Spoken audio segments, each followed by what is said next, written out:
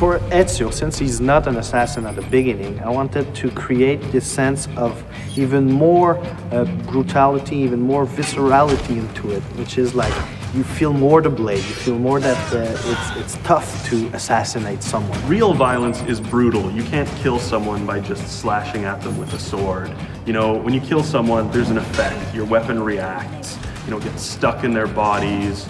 You know, they react to you being hit. This is really one of the core concepts of combat. We want to just push it to the point where every time people see a move, they're like, or you want to show your friends. So you bring them over and you say, look at this man, you do it, and they're all like, oh my God. So that's what we wanted to bring. Another thing we wanted is to make fight better, but also make it so that fight wasn't the only tool in the game. So in AC2, there will always be an option for escaping. You have to play smart. You can't always fight every fight because you're going to lose. So you have to pick and choose your battles. So there's going to be 3 guards archetypes in the game. The first one being the Brute. The Brute is going to be a huge challenge in terms of fighting. It's going to be strong. They are not very smart. They're your typical kind of big oafs.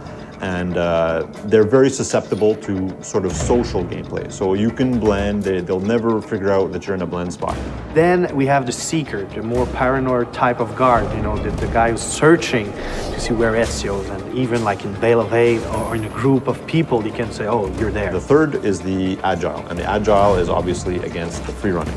Not only is he good at catching you when you're free running, he can also do free running.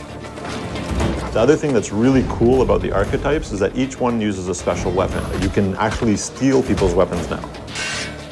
By stealing the archetypes' weapons will unlock a whole new set of combat attacks. Okay, this is a type of guy, he has a spear, you know, spears are long, so I can grab it and take it from him and kill someone else. Whereas a Brute is heavily armored and you can pound on it all day long with your weapon and not really get anywhere. You've got to be clever to beat this kind.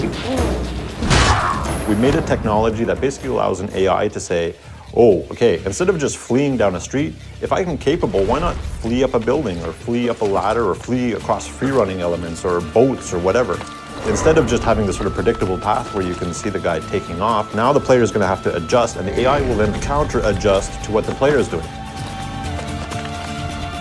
In AC2, we have a bunch of new weapon types. We have maces, two-handed weapons, axes and swords.